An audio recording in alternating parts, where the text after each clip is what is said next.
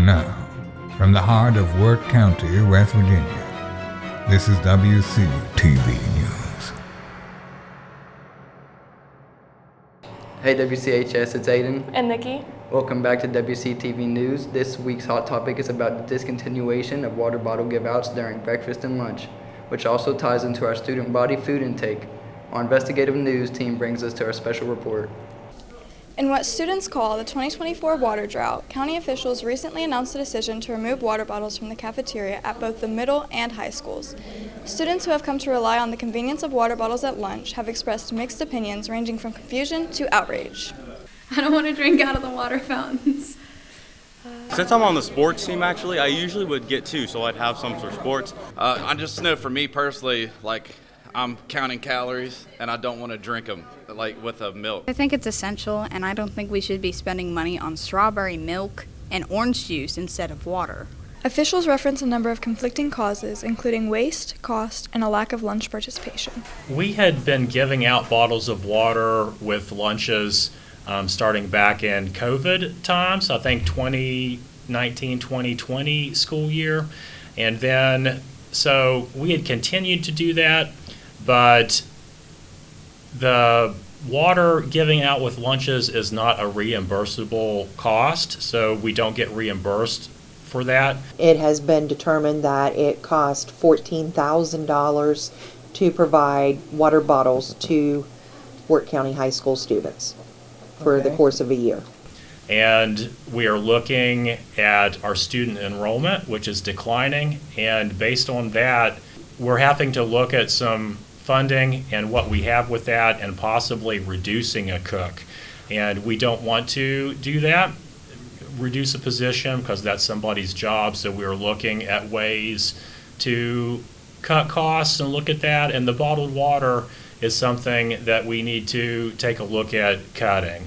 Confusion exists regarding exactly how the numbers are counted, with a lack of clarity on how absences impact the daily percentages or breakfast counts due to the fact that no lunch numbers were actually taken at breakfast. All the kids go through the line and get a tray. For the most part, like I said, at least 95%. I do know that there are a lot of students who leave early now and have finished and have early release and things like that. So if you just take the total number of students we have, combine that with the total number of students that get a lunch, it would look like a lot of kids aren't getting a lunch, but they're just not in the building. A survey was conducted asking students who took water at lunch, on average, how many bottles did they take per day. The average was 2.2 per person, with some students taking as many as 7 or 8 a day. It is believed that reducing offerings to 1 per day would have made a dramatic impact on costs and waste. You know, if waste, which was one of the reasons that was given to me, was that there's a lot of student waste with the water and the water bottles, or, they're dumping the water out and refilling them at the filling stations to have colder water. Why not go with the small bottles of water? I think what we can look at is provide another way for students to get bottles of water, whether it be a vending machine or whether it be some other source. School staff have other ideas to possibly resolve the issue going forward, including better communication regarding service changes.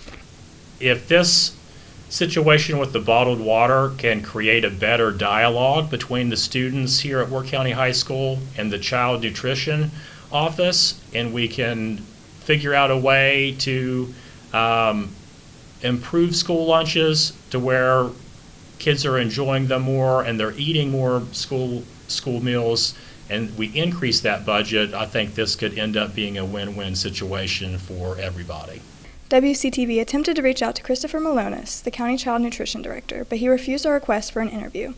In his reply, he did state his opinion that the water issue is not related to participation numbers. I don't know why we have to make things as difficult as we do sometimes. Bring our water back. I'm thirsty. Until more is known, students are encouraged to bring their own water or refill bottles at the water stations scattered around the school. For WCTV News, I'm Megan Kane. Starting this Thursday, breakfast in a sack will be available outside the cafeteria for students at the end of first period. This is a second chance breakfast for the students who did not get to eat when they came in the building. We will begin taking breakfast numbers from 7:30 to 7:55 a.m. at the end of first period at 8:48 a.m. Students will have to choose between which breakfast they eat. We have to get our breakfast, lunch, and supper and the SAC numbers higher in order to keep all of our cooks. Students need to keep a watch for a survey this week so they can give their input on offerings in the cafeteria. Now let's take it to the weather desk with Sophie Wan to see what we can expect this week.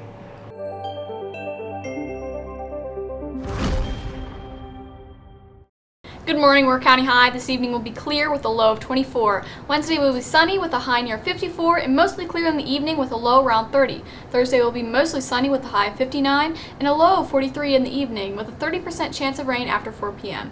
Friday there will be a 60% chance of rain all day with a high near 58 and a low near 48 in the evening. We'll bring you more weather each week. I'm Sophia Wan with WCTV News. That's a wrap on our news this week. We'll see you all next time. Adios.